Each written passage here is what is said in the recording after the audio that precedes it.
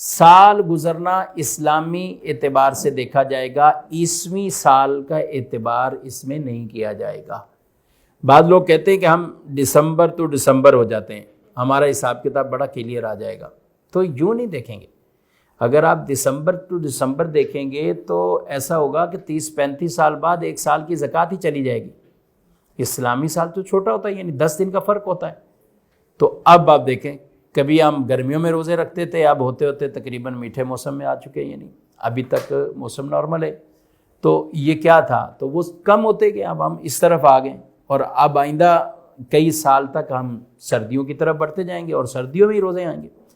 تو یہ جو ایک پورا ایک سرکل ہوتا ہے، تو اس میں 30-35 سال تقریباً، کہ اس میں ایک سال آپ کا ویسے ہی مائنس ہو جائے گا۔ تو زکوٰۃ کا اعتبار یہ اسلامی سال کے مطابق کریں گے، دوسرے کے اعتبار سے نہیں کریں گے۔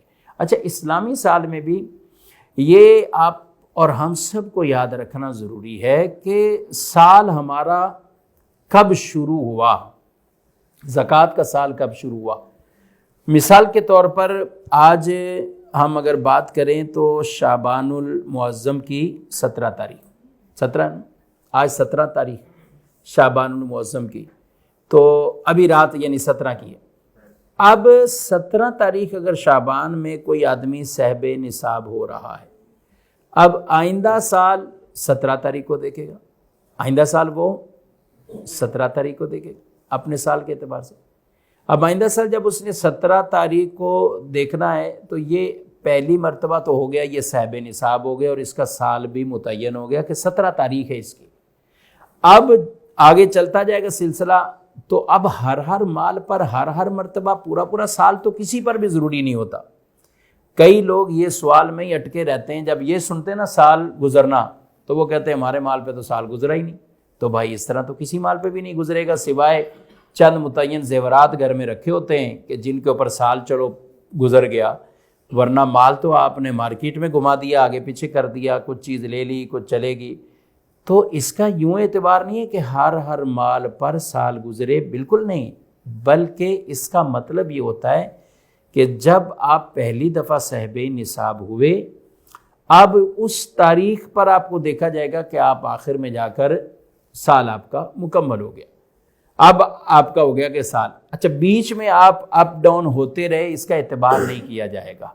کبھی ایسا بھی ہوگا نا کہ آپ بیچ میں چلتے چلتے کسی کا 20 لاکھ سے نصاب شروع ہوا بالفرض، تو 50 لاکھ پہ چلا گیا۔ اچھا، 50 لاکھ سے اس تاریخ کو یاد رکھنا کتنا اہم اور ضروری ہے۔ مثلا 17 شعبان میں اگر کسی آدمی کے پاس 4 لاکھ روپے، 3 لاکھ روپے، یعنی اس کا نصاب شروع ہوا، 17 سے چلتا آئندہ سال آیا، آپ نے 10 شعبان پہ دیکھا تو آپ کے پاس جو ہے نا 3 لاکھ نہیں بلکہ 30 لاکھ ہے۔ اچھا، 11 شعبان کو آپ کو کوئی کام ہے، گھر میں مسئلہ ہے، ایونٹ ہے، شادی ہے، آپ نے 15 لاکھ خرچ کر دیا، ٹھیک ہے۔ اب آپ سے شریعت جو دیکھے گی تقاضا زکوٰۃ کا کرے گی 17 کو کرے گی۔